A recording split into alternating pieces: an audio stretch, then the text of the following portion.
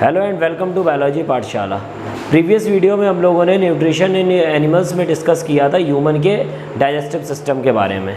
हम लोगों ने डाइजेस्टिव सिस्टम को दो पार्ट में देखा था। पहला पार्ट हमारा एलिमेंट्री कैनाल था और दूसरा पार्ट हमारा डाइजेस्टिव ग्लैंड्स था। उस वीडियो में हम लोगों ने एलिमेंट्री कैनाल को 7 टाइप्स में या 7 पार्ट्स में डिवाइड किया था, जिसमें हमारा पहला पार्ट जो था वो हमारा था माउथ। उसके mouth open into buccal cavity, buccal cavity open into pharynx. Pharynx को हम लोगों ने 3 पार्ट में डिस्ट्रीब्यूट किया था। सबसे पहले हमारा नेसोफेरिंग्स, फिर ओरोफेरिंग्स और उसके बाद में क्या होता है लैरिंगोफेरिंग्स। लैरिंगोफेरिंग्स जहाँ पर ओपन होता है उस जगह को हम लोग बोलते हैं ईसोफेगस। तो आज हम लोग ईसोफेगस के बाद ईसोफेगस से आगे स्टार्ट करेंगे। ईसोफेगस क्या चीज़ होती है? सबसे पहले ईसोफेगस को हम लोग बोलते हैं क्या है? ईसोफेगस को हम लोग फूड पाइप बोलते हैं। जैसे रेस्पिरेटरी सिस्टम में ट्रैकिया को विंड पाइप बोला जाता है, वैसे ही ईसोफेगस को डाइजेस्टिव सिस्टम में फूड पाइप बोला जाता है। इस ईसोफेगस की जो वॉल्स होती हैं, अगर हम देखें तो ईसोफेगस कुछ इस यहाँ से इस तरीके से स्टार्ट होता है और यहाँ पर आता है। जिस जगह ओपन होता है उस जगह को हम लोग बोलते हैं स्टोमक, और जहाँ से ओपन हो रहा है वो हमारा माउथ है। तो माउथ से लेकर स्टोमक तक को ज्वाइंट करने वाला एक पाइप लाइक स्ट्रक्चर होता है, जिसकी जो दीवारें होती हैं या जो ईसोफेगस होता है वो मसल्स का बना होता है। इसीलिए हम लोग उसकी वॉल्स को क्या बोलते हैं? मस्कुलर वॉल्स होती हैं। अच्छा, एक बात आपको खुद सोचने में आया होगा, जब खाना इधर से इधर आता है तो किसी ना किसी मूवमेंट की हेल्प से आता है। तो मतलब ईसोफेगस की जो वॉल्स होती हैं, क्योंकि उनमें मसल्स होती हैं और मसल्स के अंदर जो मूवमेंट होता है कुछ इस तरीके का होता है, जो मतलब कि वेव लाइक होता है। और वेव लाइक मूवमेंट हम यूनिडायरेक्शनल होता है ईसोफेगस में। अगर जब ईसोफेगस में वेव लाइक मूवमेंट होगा तो कैसा होगा? यूनिडायरेक्शनल होगा जब माउथ से स्टोमक में जाएगा, ठीक। लेकिन ऐसा नहीं है कि हमेशा ही यूनिडायरेक्शनल हो। रीज़न क्या है कि जब कभी भी इंसान को उल्टी आती है तो वॉमिटिंग होती है, तो वॉमिटिंग होने में क्या होता है? स्टोमक का खाना वापस कहाँ पहुँचता है? माउथ में पहुँचता है। किसके द्वारा पहुंच रहा है? ईसोफेगस। तो अगर हम केवल और केवल ये बोलें कि यूनिडायरेक्शनल होता है तो ये गलत है। लेकिन अगर विद रिस्पेक्ट ये बोलें कि माउथ से स्टोमक में जब जाएगा तो वो हमेशा कैसा रहेगा? यूनिडायरेक्शनल रहेगा। जब वेव के फॉर्म में मसल्स जो होती हैं वो खाने को इस तरीके से यहाँ से स्टोमक में ट्रांसफ़र करती हैं, क्योंकि ये मूवमेंट किसके द्वारा होता है? मस्कुलर वॉल्स के द्वारा हो रहा है। और इस मूवमेंट को हम लोग क्या बोलते हैं? पेरिस्टाल्सिस। पेरिस्टाल्सिस। तो किस मूवमेंट के द्वारा ईसोफेगस जो है वो खाने को माउथ से लेकर स्टोमक में पहुंचाता है? तो हमारा कौन सा हो गया? पेरिस्टाल्सिस मूवमेंट हो जाता है। ईसोफेगस की जो वॉल्स होती हैं वो कैसी होती हैं? मस्कुलर होती हैं। क्योंकि मस्कुलर होती है इसीलिए वहाँ पर कैसा मूवमेंट होता है? पेरिस्टाल्सिस मूवमेंट होता है। ईसोफेगस का काम क्या होता है? माउथ के फूड, जो माउथ में जो फूड टूटा हुआ है, जिसको किसने तोड़ा है? टीथ ने तोड़ा है, प्लस सलाइवा ने उसको एंजाइम्स की हेल्प से ब्रेक किया है, उसको कहाँ पहुँचाना? स्टोमक में। एक यहाँ पर सबसे इम्पॉर्टेंट क्वेश्चन आपको बताने जा रहा हूँ कि माउथ के अंदर जो डाइजेस्टिव फूड या फिर प्री डाइजेस्टिव फूड है उसको हम लोग बोलते हैं बोलस।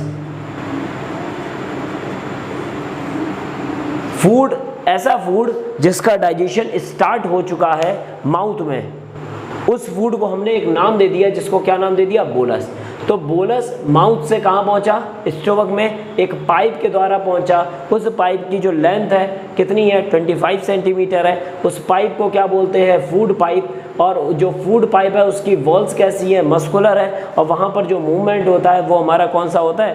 पेरिस्टाल्सिस मूवमेंट होता है, जिसके द्वारा माउथ से खाना कहाँ पहुँचता है? स्टोमक में पहुँचता है। अब बात करते हैं स्टोमक की। ये जो आप इधर साइड जो ये पार्ट देख रहे हो ना, ये पार्ट ही हमारा क्या कहलाता है? स्टोमक में, ठीक।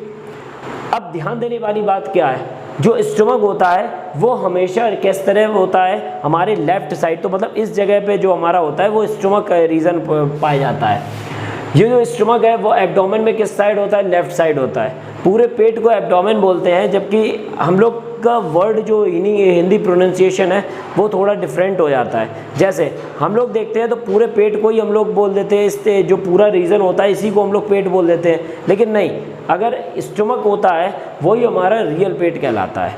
ठीक, वो हमारा किस साइड होता है, लेफ्ट साइड में होता है। अब हम लोग देखते हैं कि इसका शेप कैसा होता है, जे शेप। तो स्टमक का शेप कैसा होता है हमारा, जे शेप्ड होता है।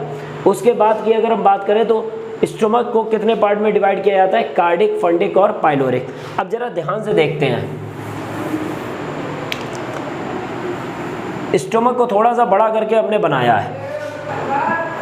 जब हम लोग देखते हैं कि जब ईसोफेगस के द्वारा खाना हमारा स्टमक में पहुंचता है, ईसोफेगस के द्वारा खाना कहाँ पहुंचता है, स्टमक में पहुंचता है। तो स्टमक में जिस जगह पर पहुंचता है उस जगह को क्या बोलते हैं हम लोग, कार्डिक। कार्डिक स्टमक का पहला पार्ट होता है जिस जगह पर ईसोफेगस के द्वारा खाना पहुंचता है। यहाँ पर एक छेद होता है जिसको हम लोग बोलते हैं कार्डिक एपर्चर। क्या बोलते हैं, कार्डिक एपर्चर। ठीक, अभी थोड़ा सा ध्यान से इसको समझिएगा, ये कार्डिक एपर्चर है। कार्डिक के बाद वाला जो स्टमक का पार्ट होता है उसको बोलते हैं फंडस। ठीक, उसके बाद स्टमक से खाना निकलता हुआ बाहर की तरफ जाएगा और आगे ये स्मॉल इंटेस्टाइन में पहुंचेगा। तो सबसे पहले खाना आया कहाँ से पहुंचा, ईसोफेगस से कहाँ पहुंचा, कार्डिक में। कार्डिक के बाद ये वाला रीजन जो हमारा कहलाता है, ये वाला फंडस कहलाता है। और उसके बाद वाला रीजन जो हमारा कहलाता है, ये क्या कहलाता है, हमारा पाइलोरिक कहलाता है। जो भी हमारे पेट में गैसें वगैरह बनती हैं तो गैसों वाला जो रीजन होता है वो हमारा क्या होता है, फंडस। तो पेट के अंदर क्योंकि HCl होता है, तो HCl जब खाने के साथ में मिक्स होगा तो वहाँ पर क्या निकालेगा, गैसेस को निकालता है। क्योंकि गैसेस को निकाल रहा है तो गैसेस कहीं ना कहीं स्टमक में इकट्ठी हो रही होंगी। तो गैसेस जहाँ पर इकट्ठी होती है वो हमारा कौन सा पार्ट होता है, फंडस। तो फंडस वो पार्ट होता है जहाँ पर गैसेस जो होती हैं वो इकट्ठी होती हैं। उसके बाद अच्छा एक चीज़ अभी मैंने आपको ईसोफेगस में बताया था कि जो हमारा खाना होता है स्टमक में वो कभी कभार वापस चला जाता है एज अ वॉमिटिंग। जब हम लोग को वॉमिटिंग आती है तो स्टमक का प्री डाइजेस्टेड फूड जो होता है वो हमारा वापस चला जाता है, माउथ के द्वारा, वॉमिट के द्वारा बाहर निकल जाता है। अब थोड़ा समझना है, हर बार ऐसा क्यों नहीं होता है, क्योंकि यहाँ पर एक ढक्कन लगा हुआ होता है, यहाँ पर एक ढक्कन लगा हुआ होता है और इसको हम लोग बोलते हैं कार्डिक स्पिंचर। कार्डिक स्पिंचर एक ढक्कन होता है जो खाने को रोकता है ताकि स्टमक का खाना वापस ईसोफेगस में ना पहुंच पाए। तो ईसोफेगस का खाना कार्डिक में आएगा, तब भी इसी एक छेद के माध्यम से आएगा जिसको कार्डिक एपर्चर बोलते हैं। जो एपर्चर एक ढक्कन से ढका हुआ होता है जिसको कार्डिक स्पिंचर बोलते हैं। खाना कार्डिक में आया, डाइजेस्ट होना स्टार्ट हुआ, गैसेस बनी, वो कहाँ इकट्ठी हो गई, फंडस में इकट्ठी हो गई और खाना डाइजेस्ट होने के बाद में यहाँ पर कुछ देर रुकेगा। अब कुछ देर कैसे रुकता है, अब जरा ध्यान से देखिए। ईसोफेगस से खाना कहाँ पहुँचा, कार्डिक में। कार्डिक में हल्का बहुत डाइजेस्ट हुआ तो कौन से, उसमें गैस बनी, गैस वाला जो पार्ट हो गया उसको फंडस बोल दिया। उसके बाद खाना कहाँ पहुँचा, पाइलोरिक में, और पाइलोरिक के बाद कहाँ चला आएगा, इंटेस्टाइन में। स्टमक की जो अंदर वाली लेयर होती है ना, ये जो लेयर होती है ये किसकी बनी हुई होती है, म्यूकोसा की बनी हुई होती है। म्यूकोसा जो होता है वो जब हम लोग आप 11th में पढ़ेंगे तो आप इसमें देखेंगे कि जो स्टमक होता है वो हमारी 4 प्रकार की लेयर का बना हुआ होता है। उसमें एक लेयर होती है जिसको हम लोग बोलते हैं म्यूकोसा। ये म्यूकोसा जो होती है वो इस तरीके से एक दूसरे के ऊपर चढ़ी हुई रहती है। जैसे नहीं हम लोग कोई भी बड़ी चीज़ होती है उसको हम लोग इकट्ठा करके रख देते हैं तो फोल्ड बन जाता है, तो उसी फोल्ड के रूप में म्यूकोसा जो है वो बनी रहती है। उसी फोल्ड को हम लोग एक नाम दे देते हैं जिसको बोलते हैं गैस्ट्रिक रोएज। ठीक है, गैस्ट्रिक रफेज या फिर गैस्ट्रिक रोएज नाम दे देते हैं। ये क्या काम करता है, जब खाना आता है तो जो इकट्ठा वाला पोर्शन है वो हमारा फैलना स्टार्ट हो जाता है। तो फैलने को हमने एक वर्ड दे दिया, डायलेट। तो जो हमारा इकट्ठा फोल्ड है वो डायलेट होना स्टार्ट हुआ, फैलना स्टार्ट हुआ, जहाँ पर खाना अगर इकट्ठा हो गया। तो जब हम लोग खाना खाते हैं तो खाना हमारे ईसोफेगस से होता हुआ कहाँ पहुँचता है, स्टमक में जाकर इकट्ठा हो जाता है। वहाँ पर सब कुछ, वहाँ पर जितनी भी चीज़ें एंजाइम्स वगैरह होते हैं स्टमक के, वो सारे एक्ट करते हैं। लेकिन एक्ट तो तभी करेंगे जब खाना रुका हुआ होगा। तो खाना किसकी हेल्प से रुकता है, गैस्ट्रिक रोएज की हेल्प से रुकता है, जिसका काम होता है कि खाने को स्टमक के अंदर कुछ देर रोक के रखना। और ये इसलिए रोक के रखते हैं ताकि स्टोमक अच्छे से इसको क्या कर सके, डाइजेस्ट कर सके, या फिर स्टोमक के अंदर क्योंकि HCl निकल रहा है, अगर खाने के साथ में कोई बैक्टीरिया आया है, कोई माइक्रो ऑर्गेनिज्म आया है तो उसको भी क्या कर सके, किल कर सके। मान लीजिए यहाँ पर खाना डाइजेस्ट हो गया, खाना जो है पाइलोरिक के थ्रू आगे की तरफ बढ़कर जाएगा, कहाँ पर हमारा स्मॉल इंटेस्टाइन में जाएगा, इसीलिए यहाँ पर लिख दिया है पाइलोरिक के बाद खाना कहाँ जाएगा, इंटेस्टाइन में। कौन सी इंटेस्टाइन में जाएगा, तो हमारी कौन सी इंटेस्टाइन में जाएगा, स्मॉल इंटेस्टाइन में। एक और लाइन यहाँ पर लिखी हुई है, स्टोमक के अंदर मैकेनिकल च्योर्निंग की प्रोसेस होती है और केमिकल डाइजेशन बोलते हैं। अब एक चीज़ थोड़ा सा यहाँ पर समझना पड़ेगा, मैकेनिकल च्योर्निंग का क्या मतलब है। खाना जब आता है तो क्योंकि उसमें HCl मिक्स होता है तो इसकी जो वॉल्स होती हैं ये क्या करती हैं, खाने को आगे पीछे की तरफ कर कर उसके अंदर HCl को अच्छी तरह मिक्स करती हैं, प्लस एंजाइम्स को मिक्स करती हैं। क्योंकि ये जो एक तरीके का जो क्या कहते हैं प्रोसेस है, क्योंकि इसमें क्या होता है कि जो खाना है वो छोटे छोटे पार्ट में टूटेगा और ये प्रोसेस हमारी क्या कहलाती है, मैकेनिकल च्योर्निंग कहलाती है। क्योंकि इसमें एंजाइम्स मिक्स होंगे इसीलिए यहाँ पर कौन सा डाइजेशन होगा, केमिकल डाइजेशन होगा। ठीक, अब आगे की तरफ बात करते हैं। अब जब हम लोग देखते हैं तो अगला पार्ट हमारा कौन सा होता है, स्मॉल इंटेस्टाइन। एलिमेंट्री कैनाल का सबसे बड़ा पार्ट हमारा कौन सा होता है, यही होता है जिसको हम लोग क्या बोलते हैं, स्मॉल इंटेस्टाइन। स्मॉल इंटेस्टाइन में की अगर हम बात करें तो ये सबसे लॉन्गेस्ट पार्ट होता है एलिमेंट्री कैनाल का, जिसकी लेंथ कितनी होती है, 6 मीटर होती है। तो इसकी लेंथ का अगर पूछी है तो आप क्या बताएंगे, 6 मीटर होती है, और अगर फिट में पूछेगा तो आप उसको क्या बताओगे, 20 फीट होती है। तो चाहे आप उसको 6 मीटर बता लीजिए और चाहे आप क्या बता लीजिए, इसको 20 फीट बता लीजिए। ठीक, अब हम लोग बात करते हैं, इस वर्ड को अभी छोड़ते हैं, अभी हम लोग थोड़ा सा आगे की तरफ बढ़ते हैं। स्मॉल इंटेस्टाइन 3 पार्ट में डिवाइड करता है, ड्यूटेनम, जेजुनम और इलियम। अभी मैंने आपको बताया था यहाँ पर खाना जो है वो पाइलोरिक से कहाँ पहुँचेगा, स्मॉल इंटेस्टाइन, और स्मॉल इंटेस्टाइन के जिस पार्ट में पहुँचेगा उस पार्ट को हम लोग क्या बोलते हैं, ड्यूटेनम। क्या बोलते हैं, ड्यूटेनम बोलते हैं। ठीक, यहाँ पर खाना आया है और कभी कभार ऐसा होता है कि खाना वापस भी जा सकता है, तो इसलिए यहाँ पर भी एक ढक्कन होता है और इस ढक्कन को हम लोग बोलते हैं पाइलोरिक स्पिंचर। यहाँ पर हमारा कार्डिक स्पिंचर स्टोमक में था, यहाँ पर हमारा पाइलोरिक स्पिंचर है, ताकि इंटेस्टाइन के डाइजेस्टेड फूड को स्टोमक में वापस आने से रोक सके। तो पाइलोरिक स्पिंचर इंटेस्टाइन के फूड को स्टोमक में वापस आने से रोकता है।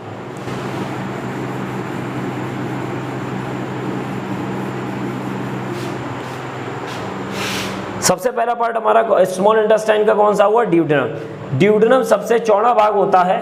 रीज़न क्या होता है कि स्टोमक में अगर खाना पचा तो डाइजेस्ट हुआ तो वो डाइजेस्ट होकर कहाँ आएगा, ड्यूटेनम में आएगा। इसके मतलब कि इसको चौड़ा होना पड़ेगा, तो ये स्मॉल इंटेस्टाइन का सबसे चौड़ा भाग होता है, लेकिन कैसा होता है, शॉर्टेस्ट होता है। इसकी कितनी लेंथ होती है, 25 सेंटीमीटर लेंथ होती है, और इसमें एक डक्ट आकर खुलती है, मतलब एक नली आकर खुल जाती है। जैसे अगर हम आपको ये मान लें ये एक ड्यूटेनम का पार्ट है और ड्यूटेनम में एक साइड से आपका आ रहा है स्टोमक से होता हुआ जो पाइप आ रहा है वो आ रहा है, ठीक, जो पाइलोरिक से निकल रहा है और ड्यूटेनम आ रहा है, और इसी के साथ में एक डक्ट आ रही है जिसका नाम होता है हिपैटो पैनक्रियाटिक डक्ट। ये अपने साथ कुछ एंजाइम्स लाती है, जो एंजाइम्स 2 जगह के होते हैं, एक लिवर से सिक्रीट होने वाले एंजाइम्स होते हैं और एक पैनक्रियास से सिक्रीट होने वाले एंजाइम होते हैं।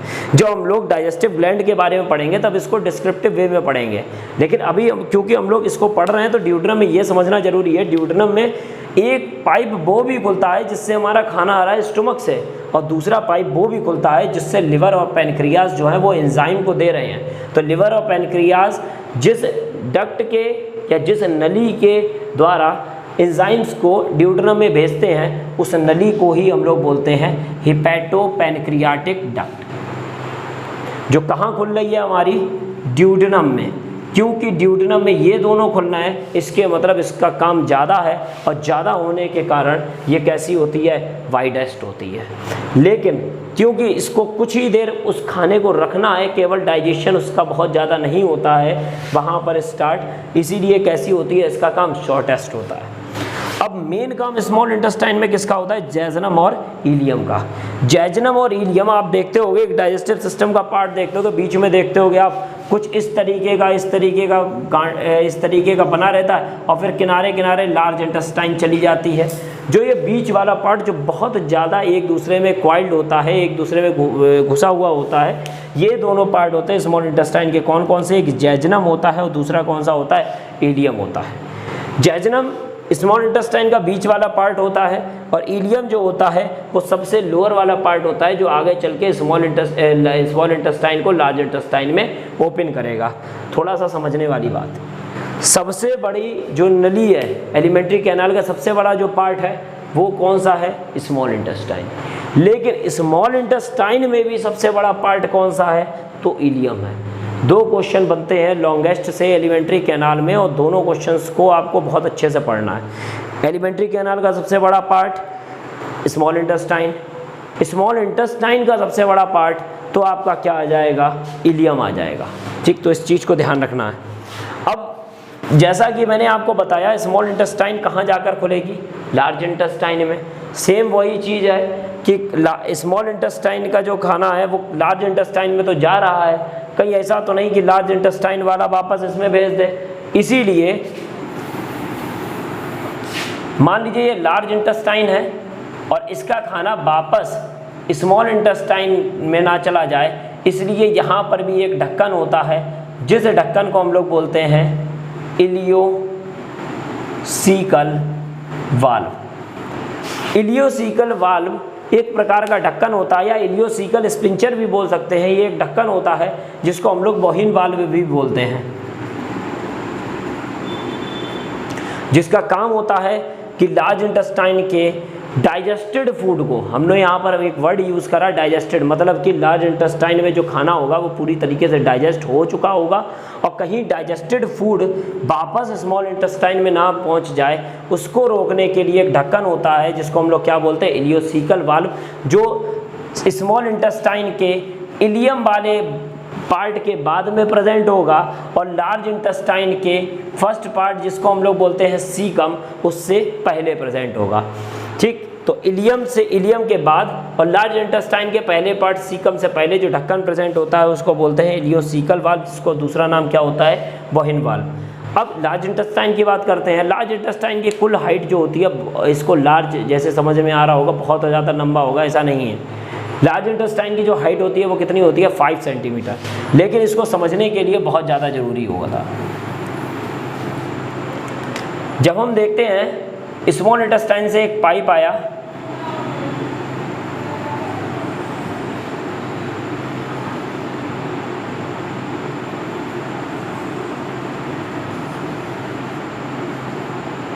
कुछ इस तरीके का स्ट्रक्चर बनता है।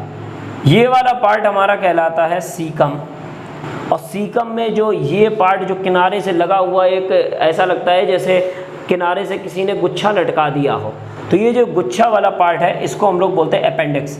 कभी कभार किसी बच्चे के दर्द होता है तो डॉक्टर बोलता है पेट में, अरे इसका अपेंडिक्स का ऑपरेशन करना पड़ेगा, और उसको निकाल दिया जाता है। रीज़न ये है, ये भी हमारा एक ऑर्गन होता है और एक ऑर्गन का पार्ट होता है, या फिर कह लें उसको निकालने से अब हमारे शरीर में कोई फ़र्क नहीं पड़ेगा। रीज़न क्या है कि अब हमारे अंदर ये वेस्टिजियल है। ठीक, सीकम के बाद जो लार्ज इंटेस्टाइन का पार्ट होता है उसको हम लोग बोलते हैं कोलन, COLON, कोलन, जो 4 पार्ट से मिलके बनता है। एक जो यहाँ से सीकम से ख़त्म होकर ऊपर वाली रो जा रही है, ये पहला पार्ट, ये दूसरा पार्ट, ये तीसरा पार्ट और ये चौथा पार्ट। जो पहला पार्ट होता है क्योंकि ये ऊपर की तरफ बढ़ रहा है इसीलिए इसको बोलते हैं असेंडिंग कोलन। ये इस तरीके से ट्रांसवर्स लाइन में लेटा हुआ है इसीलिए इसको बोलते हैं ट्रांसवर्स कोलन। ये नीचे की तरफ बढ़ रहा है इसलिए इसको बोलते हैं डिसेंडिंग कोलन, क्योंकि इसका जो शेप होता है वो एस शेप्ड होता है इसीलिए इसको बोलते हैं सिग्मोइड कोलन। लार्ज इंटेस्टाइन के कितने पार्ट होते हैं? 3 पार्ट होते हैं। सबसे पहला सीकम होता है। सीकम में एक छोटा सा गुच्छा लाइक स्ट्रक्चर होता है जिसको हम लोग बोलते हैं वर्मीफॉर्म अपेंडिक्स। उसके बाद कौन सा रीजन, सीकम के बाद कौन सा रीजन आता है? कोलन। कोलन जो होता है वो 4 पार्ट में डिवाइड करते हैं, ऊपर की तरफ बढ़ रहा है तो असेंडिंग, इस तरीके से लेटा हुआ है तो ट्रांसवर्स, और नीचे बढ़ रहा है तो डिसेंडिंग, और जो एस शेप होता है उसको क्या बोलते हैं? सिग्मॉइड। ये सिग्मॉइड जो है वो आगे एक स्ट्रक्चर बनाता है जिसको हम लोग बोलते हैं रेक्टम।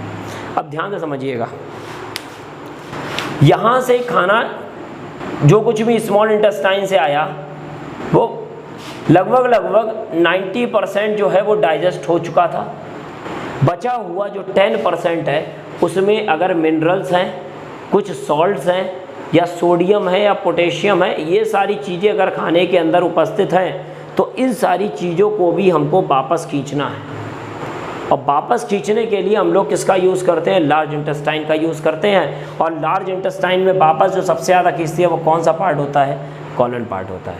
हमने मान लीजिए 90% पहले ही डाइजेस्ट हो गया और 9% जो है हमने और डाइजेस्ट कर दिया उस फूड को। मान लीजिए ये लेटेस्ट कंसीडर वाला है तो इसको हमने मान लिया, तो जितना भी जो पूरा डाइजेस्ट हो चुका है वो डिसेंडिंग तक डाइजेस्ट हो जाता है। उसके बाद में जितना भी पोस्ट डाइजेस्टेड पार्ट होता है जिसको हम लोग फीकल मैटर बोलते हैं वो आगे की तरफ पास आउट कर दिया जाता है। और सारा फीकल मैटर जो है वो कहाँ इकट्ठा हो जाता है?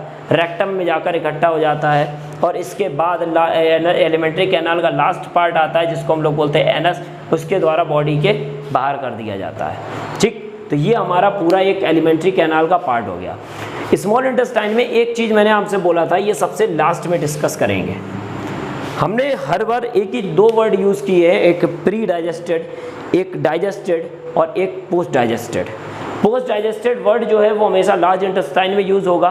प्री डाइजेस्टेड फूड जो होगा वो हमारा कहाँ? स्टोमक में यूज़ होगा। इसके मतलब डाइजेस्टिव वर्ड हमारा कहाँ यूज़ होगा? Small intestine. डाइजेशन स्टोमक से स्टार्ट हुआ, स्टोमक से डाइजेशन स्टार्ट हुआ। जितनी चीज़ डाइजेशन में एब्जॉर्व करनी थी स्टोमक ने एब्जॉर्व कर ली। मोस्टली जो डाइजेशन के बाद में जो कुछ भी हमने खाया अगर उसमें कोई न्यूट्रिएंट हैं तो सबसे ज़्यादा जो एब्जॉर्व करे जाएंगे वो कहाँ करे जाएंगे? स्मॉल इंटेस्टाइन में। स्मॉल इंटेस्टाइन में क्योंकि ये सब इसीलिए ये कैसा होता है? लॉन्गेस्ट होता है, क्योंकि डाइजेशन सबसे ज़्यादा डाइजेशन है वो कहाँ हो रहा है? स्मॉल इंटेस्टाइन में। क्योंकि डाइजेशन हुआ तो न्यूट्रिएंट निकले, अब उनको भी तो एब्जॉर्व करना है। तो एब्जॉर्व करने के लिए स्मॉल इंटेस्टाइन में एक स्ट्रक्चर पाया जाता है जिसको हम लोग क्या बोलते हैं? विलाई। ये विलाई और इसके साथ में माइक्रोविलाई। बहुत सारे बच्चों के दिमाग में ये रहता है विलाई और माइक्रोविलाई एक ही चीज़ होती है, जबकि ऐसा नहीं होता है। जेजुनम और इलियम ये 2 स्ट्रक्चर ऐसे होते हैं स्मॉल इंटेस्टाइन के, इनकी सेल्स पर या इनकी लेयर पर फिंगर लाइक प्रोजेक्शन इस तरीके से हेयर लाइक स्ट्रक्चर निकले रहते हैं जिनको हम लोग क्या बोलते हैं? विलाई। अगर ये विलाई मोटे हैं तो वो किस जगह पाए जा रहे हैं? जेजुनम में। और विलाई अगर पतले हैं तो ये किस जगह पाए जा रहे हैं? इलियम में। इन विलाई के ऊपर जो हल्के हल्के छोटे छोटे पार्ट होते हैं इन्हीं को हम लोग क्या बोलते हैं? माइक्रोविलाई बोलते हैं।